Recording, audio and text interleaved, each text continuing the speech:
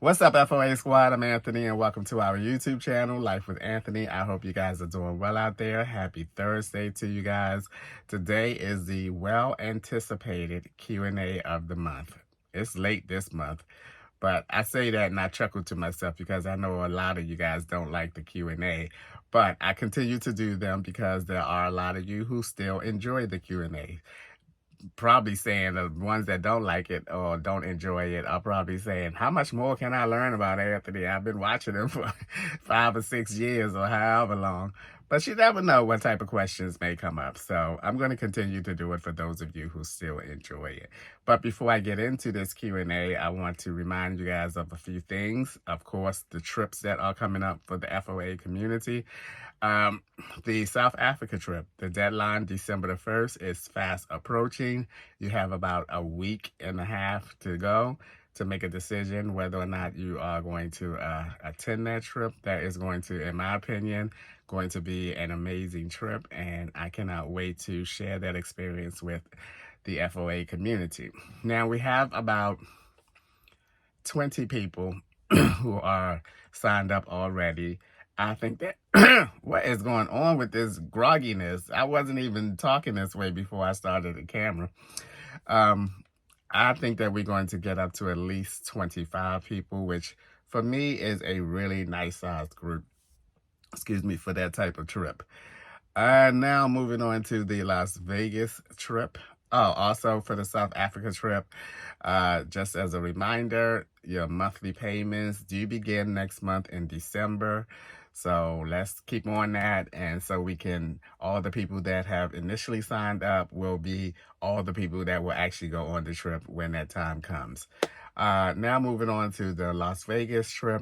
Now, I have not been to Vegas in about 7 or 8 years, so I am super, super excited to be going back and be going to a Cirque du Soleil show and experience some good food and other little things that the itinerary has to offer for those of you who are going to attend. Now, the deadline for that is December the 15th. It's a $50 non-refundable deposit, and the trip is in May of next year. The deadline to have that trip paid off is March the 1st. And again, I hope that a few more people sign up. Right now, we are at 4 people. But I think it's going to end up being around maybe 10 people because I've spoken to 2 different groups of people who intend on going, but just have not yet put that deposit down. And for the links for both of these trips will be in the description of the videos. I have been putting them in the description of the videos, and I will continue to do that moving forward. So that is the update. I thought I had something else to tell you guys or share with you guys. I am going to be heading up to Baltimore either Sunday or Monday of this week coming up, and for the Thanksgiving holiday. And in a way, I'm excited because I get to hang out with my family for the holidays. And then I'm dreading the part that because I'm also renting one of those pool trailers to get my things out of storage in Pennsylvania. So I'll probably make a video of that whole shenanigan. So I'll be like, oh, Lord. I actually don't feel that bad about it because you'll learn about why in a future video. But anywho, let's get into this Q&A because I don't want this video to be too long. All right, the first question comes from Joanne Johnson 8334, and Joanne asks, how do you handle / address rude addressing? Oh, the cows or something is out there. Okay, how do you handle / address rude people addressing your sexuality? I don't, because I've never had to address that. And all my life, I have never been in a situation where I had to address my sexuality. I worked on the same job for over 30 years, never had to address it, never had any type of confrontation from anybody on that job, even in high school, never had any type of confrontation with anybody in high school, because I think a lot of it is how you carry yourself. And I was very quiet. I spoke to a handful of friends, or I don't even know if they're friends because, I don't even associate or talk to them now. But during that period of time, I associated with a handful of friends. They weren't gay. And that was it. I've never had to. That might come as a shock to some of you guys, but not everybody have confrontations or whatever about their sexuality. So I have never. Okay, this one is from at Thames308. At Thames308 ask, Anthony, thank you for sharing the highlights and real deal living in a campsite and trailer home site. Would you suggest that some of us try to live part of an extended period of the year living the campsite lifestyle? It seems to be very spontaneous and freeing. All right, let's see. I can't speak for other types of campgrounds. By that I mean this is a gay campground. I can only speak for the gay community and the different campgrounds that I've stayed, the different gay campgrounds that I've stayed. I have no idea how the non-gay campgrounds environment is. I don't know how those people are.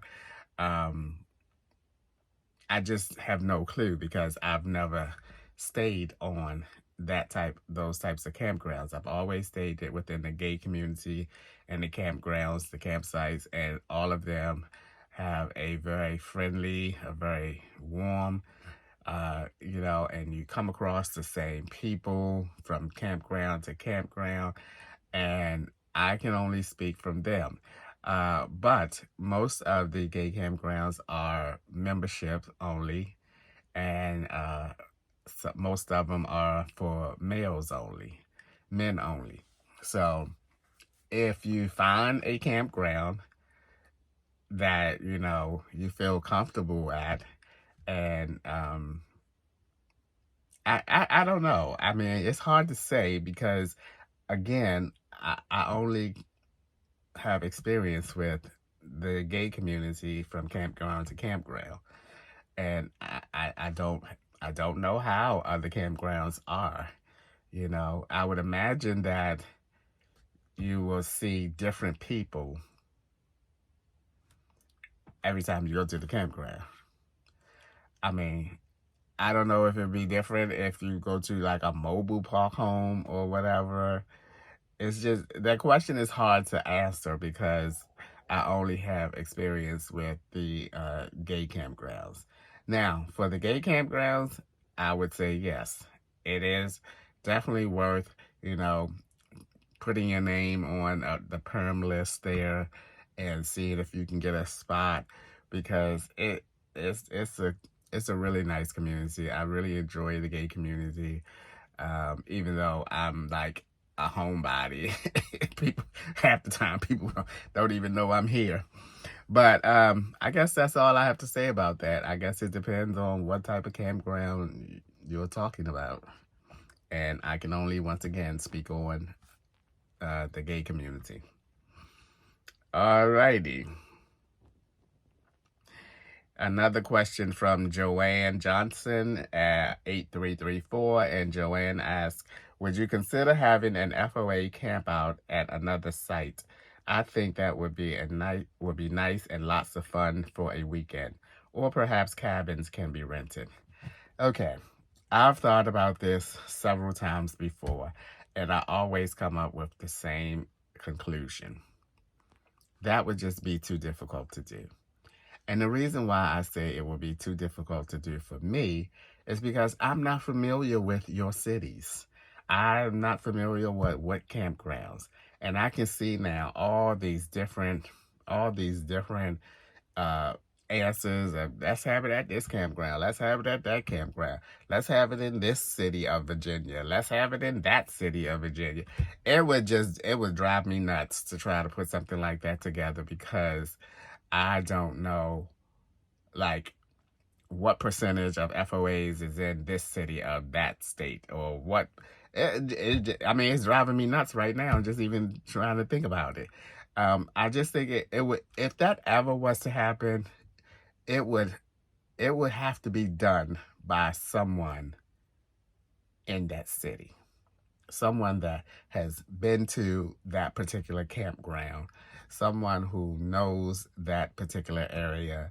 It can't be from a small town that there are no FOAs nearby. That, I mean, because the point of having an FOA event or of any sort is that you want FOAs to be able to attend, you know? So that would definitely be a little bit tricky and a little bit challenging, because I'm not familiar with, campgrounds in your specific city, and it would definitely have to be done. I mean, I would take part, but most of the work would have to be done by somebody that lives and is familiar in that city. Then I wouldn't even know what city to choose. I mean, everybody would probably be like, do it in my city, do it in my city. It would just be too challenging. But never say never, as I was told recently. All right, the next question comes from at Nez Young, and at Nez Young ask, will you be going to Quartzsite?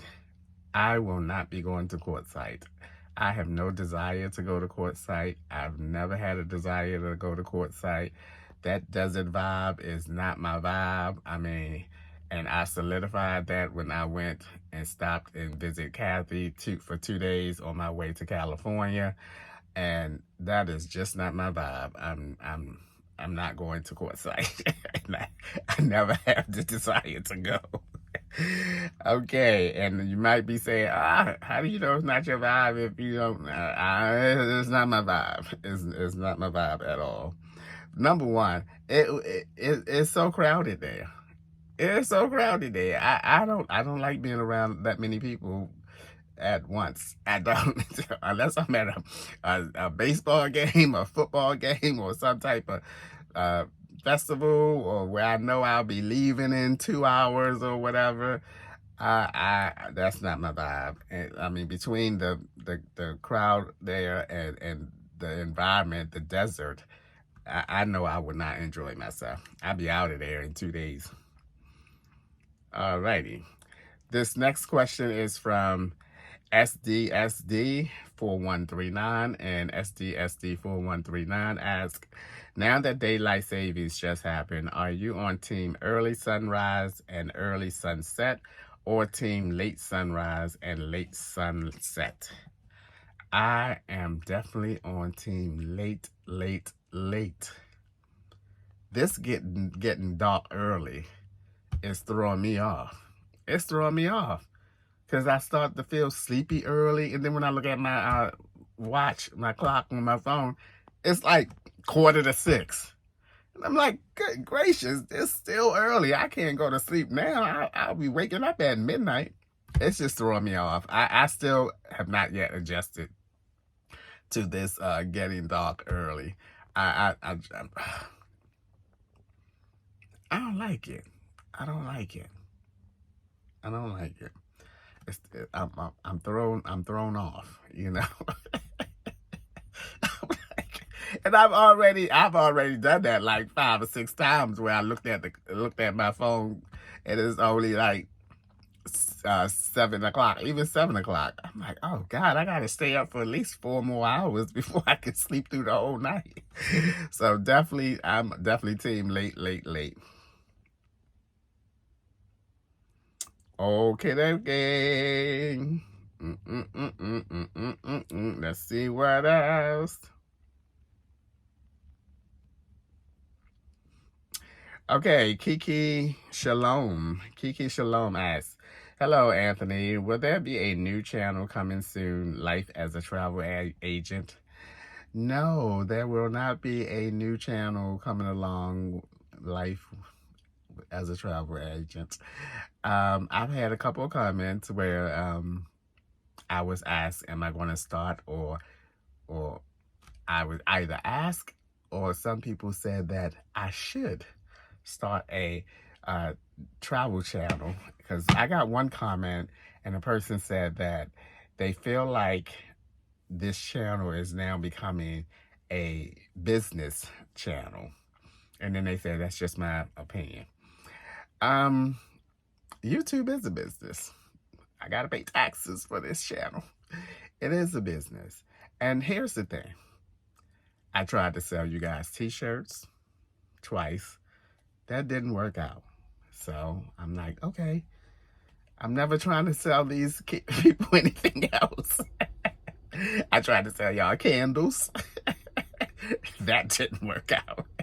So I'm like, okay, I'm not trying to sell the FOA community anything. But I look at the travel aspect differently, because the travel aspect is, it's not about selling you anything to me. It's about creating FOA community memories.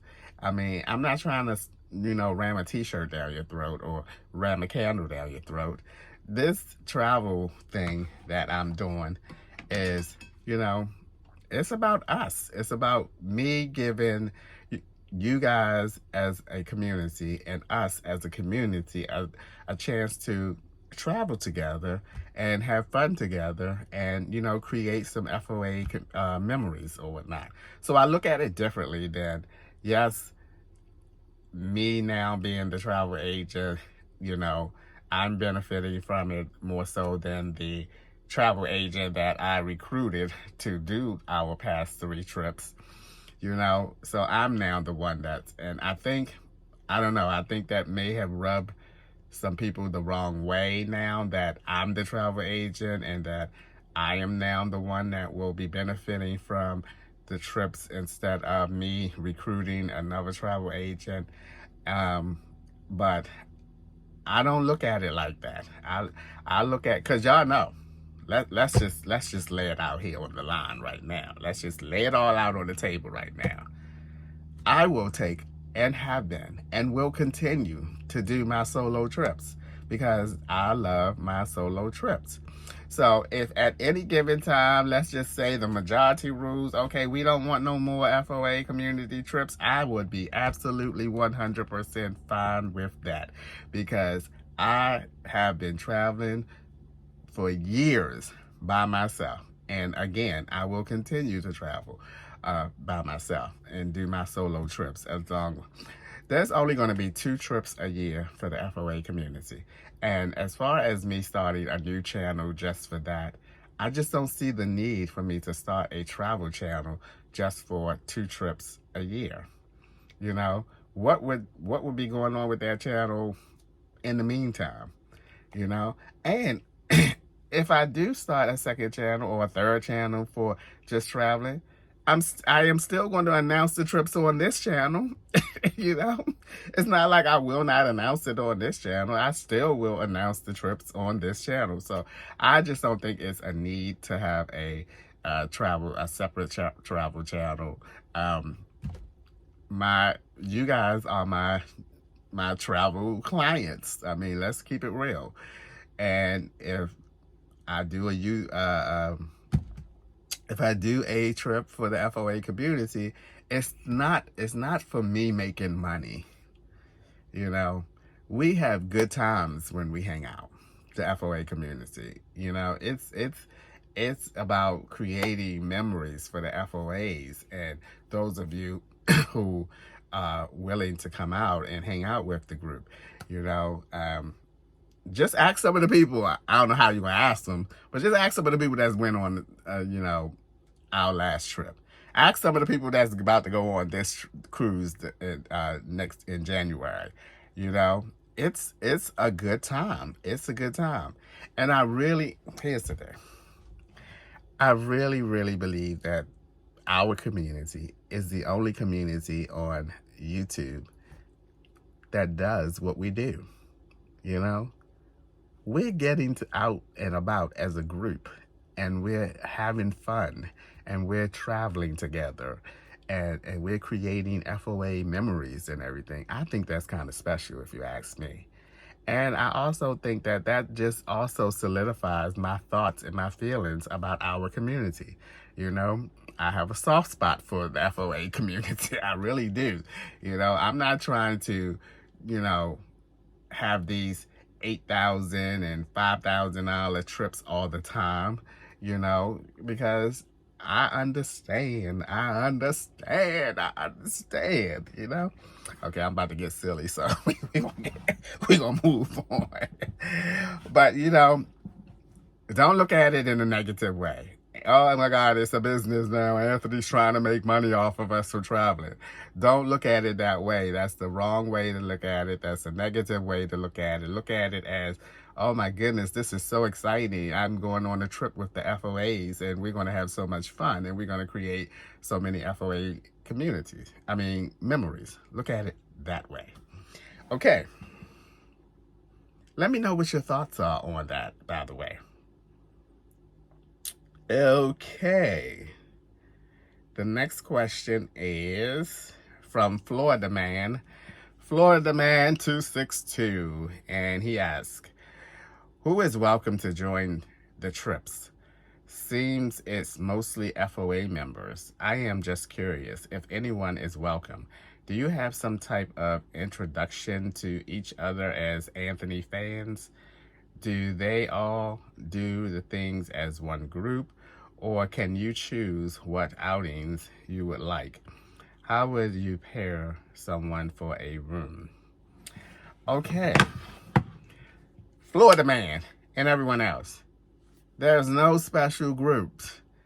If you are subscribed to the FOA, to the channel, you are an FOA. There's no special thing you have to do to say, oh, I'm an FOA now. No, all it takes is you clicking the subscribe button and you are an FOA. As far as the trips are concerned, I'm not going to get into asking people what they want to do and this and that, because that just becomes a little too much, because then too many.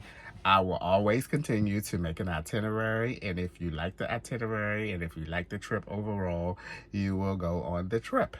Now, some things may or can change depending on how many people, how many tickets you need, etc., etc. But for the most part, I've learned that the hard way when I used to have a group about 10 years ago called the 40 and over group. It was a group that I put together on the platform Meetup, if you ever heard of Meetup. And at the beginning of me starting that group, I used to ask the people, what they like and what they want to do and this and that. And it became so chaotic, what hotel. Some people like the luxury hotel. Some people was okay with the middle hotel. And some people was okay with, it was just way too much, and it drove me crazy. And from that experience, I've learned that I'm not going to ask. I simply am going to make an itinerary. But this is something that I was told when I was up in Maryland doing the training. Because I was told, and I was also told by a couple of friends, you can't plan trips for other people based on your personal likes all the time. Like, y'all know I like zoos. Y'all know I like certain types of museums. And, I'm not going to sit here and say that I would never plan a zoo, put a zoo in there, a zoo visit in there. But if I do, it's probably going to be optional where, you can go if you like. But, this is what's going to be included in the package. But it just becomes too much when you start asking everyone for their opinions and their thoughts and everything. And I find it's much easier to just make the itinerary, try my best to think of not only the things that I like, what other people might like. And I'll give you a prime example. I'm not a beach person. I do not like going to the beach. I do not like getting in the beach water. I don't like the beach because I feel like I'm wasting my time. I feel like and other people, a lot of people find it relaxing. They got their little drink, their little cocktail, they lounging on the beach. I find that a waste of my time when I'm on vacation. I am a do things type of person on vacation. I do not go on vacation to be lounging around and sitting around. And I say that because I know that a lot of people like that type of thing. So I am going to do some all-inclusive beach trips for the folks that like that type of trip. It's not my thing. I'm just gonna like try my best to find some excursions or something to keep me busy. But that's not my thing. But I still have to or want to plan trips for people who that is their thing. They enjoy doing that. They enjoy hanging out at the beach and sipping on cocktails and all of that good stuff. All right, how would you pair someone up for a room? It's not rocket science. I don't have a whole lot of, whole list of questions. There are some basic questions that I ask, things that I think can, turn a roommate situation into a bad situation, like snoring. If one person snores and they snoring out, like, because I snore. And I was told that I snore and the trees come down. The trees just fall down when I snore. But I don't feel like I snore that well, that hard, because I don't even sleep that solid, that deep sleep. But anyway, things like snoring, like smoking, and then, I'm not getting into the little things like, oh my God, do you wake up early? Do you go to bed early? Do you need the TV on to go to sleep? I'm not doing that. I'm not doing that. If you snore, if you smoke, yada, yada, yada. I have not had a bad roommate situation, even though it's only been one trip so far. The first trip, the cruise, I have not heard anything about a bad roommate situation, so it all worked out well. I mean, it's about respecting a person's space. And here's the thing. This is, to me, is going to make the big difference between a cruise roommate and a hotel roommate. A hotel roommate, you get a lot more space than you do in a cruise ship cabin. And I think that's going to make all the difference in the world. The bathrooms are bigger, than a cruise ship one. The room is bigger. For two people, you feel like you got a little bit more space. And it's not like a cruise ship cabin where if your leg fall off the bed, it's going to fall onto your roommate's bed or anything like that. So I think that's going to make a big difference. But I'm not making it complicated, Florida man. I mean, the only thing I'm really concerned about is the snoring, because I know that can really disrupt the other person, Okay, let's move on. All right, at Cloudy, I don't know why I keep saying at. Cloudy Dumpling 492 asks, now that you're a travel agent helping people book their trips, will you be assisting with international trips? I will be assisting with any kind of trip that I decide on for our community. If you guys would like me to plan a personal trip for you, international, I will assist in that as well. There is no guideline, no boundaries, no guidelines or whatever. Whatever type of trip you are interested in, I will do my best. If you recruit me to help you, I will do my best to put together a wonderful trip for you, But no guidelines. International, domestic, whatever place you would like to go. Okay. All right, Beast Mode Live 872 ask, hey Anthony, are you still making t-shirts and selling them? Oh, I already answered that. No, I'm not. I already answered that. No, I'm not. I'm not doing that. I gave up on trying to sell y'all stuff. All right, this is from Dean. And Dean wrote a lot. My good Canadian friend Dean. What age did you come out to friends and family? If it's too personal a question, I totally get it. I was trying to think of a question I haven't heard anyone ask. Although it could have been asked already, is funny. I was watching you for a few months before I knew you were gay. I was watching a video and you were at a campground and a naked guy walked through the back. All right, so he wrote some other things, but let's just briefly touch on that. I did not come out to anyone. I did not verbally come out to anyone because I did not, I knew I was gay. I knew I had feelings and I knew I was attracted to other guys at a young age in high school. But I did not fully, let's say, get into the full swing of things until my my early 30s, around 30 or 31, 32 years old. And by that time, I was an adult, been an adult for a while, been living on my own, taking care of myself for a while, been on my job, my print shop job for, 8 to 10 years at that time. And there was no need for me to verbally come out. The people who are around or were around me most often knew. You know, I did not have that sit down moment where I sat people down and go, I'm gay. No, I did not have that moment. And even back then, I still wouldn't have done that. You know, even during when I was 16, 17 years old, I still would not have done that.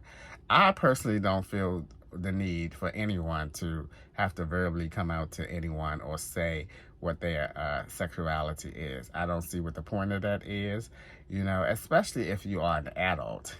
You know, you might feel that way, or you might feel that you need to do that if you're like in your teens or something, or you still living under the roof of your parents or whatever the case may be. But if you are an adult and you're on your own and you're taking care of yourself, I don't see what the point is. Just live your life, you know.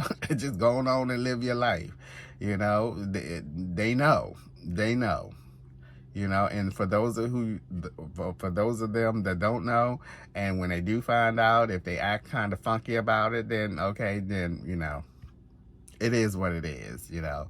I will say life is really, really too short to be trying to please other people, to try to live for other people. You have to live for yourself. And I hope that's a lesson that people learn really soon in their life, that, you know, your life is your life. That is your life. You are you and they are they.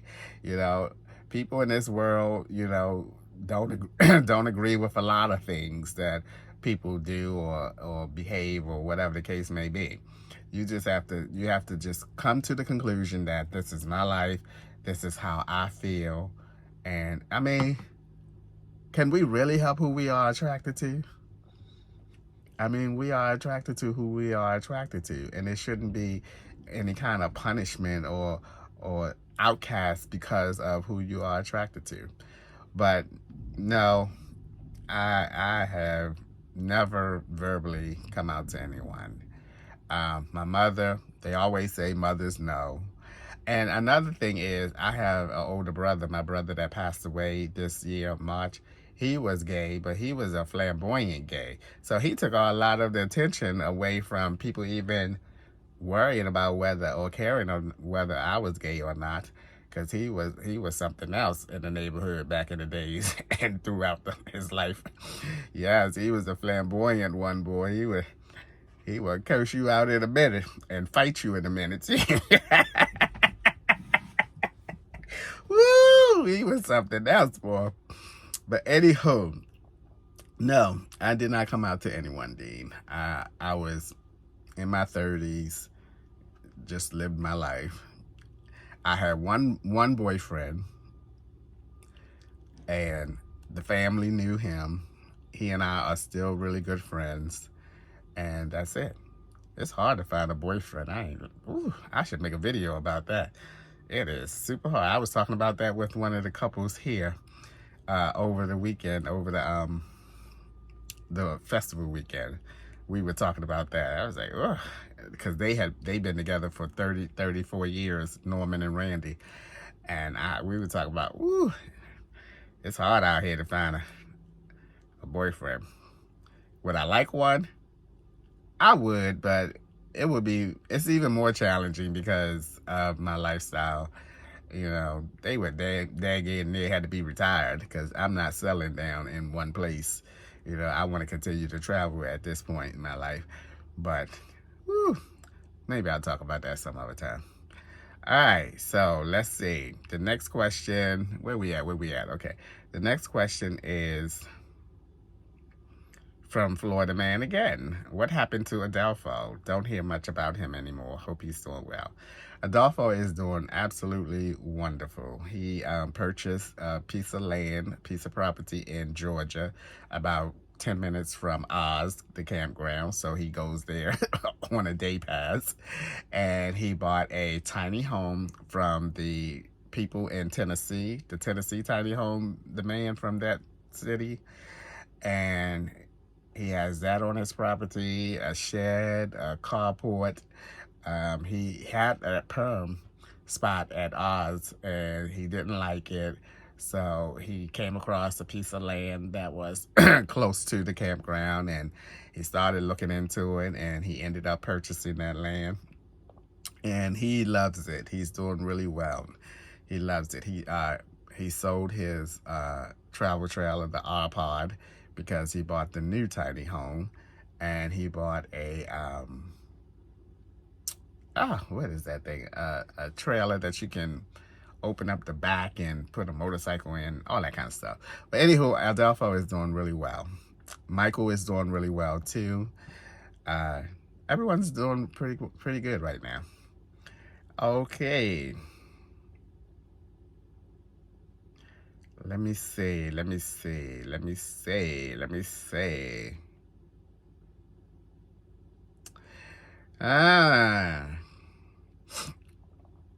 Terrible 5262. Have you ever felt uncomfortable on a campground? Terrible 5262. Never felt uncomfortable on the campground.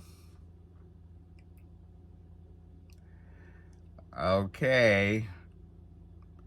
It's one that I really want to answer. Okay, this one here.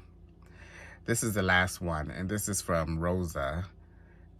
Rosa He Flemings. I think that's what it says. Rosa He Flemings. What advice do you have for 20-somethings who are trying to figure life out and feel lost at times? I turned 26 this month, and I turned 26 this month, and while I think I'm doing well for myself, I often have moments of self-doubt and confusion about life's path. Would love to hear what your thoughts. Rosa. At 26, I have a niece, my youngest niece. She's 26. And she is still trying to figure things out, I don't think it's uncommon at that age to not have everything sorted out because I'm going to tell you, Rosa, life is going to throw you some curveballs. It's not going to always go your way. I would say this, and I don't even know if I am qualified to give this type of advice, but, I am almost turning 60. I would say focus on the things that are important to you right now. Your health, your finances. You've heard the saying, or hopefully you heard the saying, health is wealth, wealth is health. I always say things backwards. But focus on the things that are important to you. To me, everything else will fall into place. One of the things that I learned as I got older is that I try not to let things get me down. I understand that I have things in life that I can control and things that I can't control. So focus on the things that you can control in your life and work on those things. And I also think, Rosa, that it's so important to have goals. It's so important to be working towards something. Because if you're not working towards something, then you probably, you can easily get stagnant in the same place and stuck in the same place. So have some goals. For instance, if you are interested in becoming a homeowner, just say, you know what, I'm going to save some money and I'm going to buy a home at this age or whatever. I'm not saying plan out your entire life because that probably will not work out. Something will come about or something will interrupt that. But at least have some goals that uh, you would like to work towards and everything. Because I bought a house at age 39. 39 is where I bought that house, and I had the house for 11 years before it foreclosed. I just think that it's important. My advice would be just to work on the things that are important to you. Keep up with your health, save some money, because believe me, you don't want to get up in age and not have any money. So save your money, Rosa. Keep your health up as well. And then all other things will fall into place. And if you have to face some adversity, try not to let it get you down for too long. I always say now in my life, I give sadness 1 day. And if it's something crucial, I'll give it 2 days. Like if someone really important passes away, I might need an extra day to work through it. But I don't, and this was one of the questions, how am I always, handling things when they don't go right in my life? I have just made it a practice to, you only get 1 day of sadness from me, and then I'm going back to being who I am, If things happen, like for instance, this is minor though, like an inconvenience on a flight or something, that was something I could not control. I had no control over. So it's no use for me getting all upset and about it. It's like, okay, where do we go from here? Okay, I'm gonna get a hotel, stay overnight, and then I'm gonna come back to the airport and go. I'm gonna take care of it. So Rosa, just you seem like you're doing well, like you said. Don't think about it too much. Don't think about it too much, and don't waste your time on things that you know.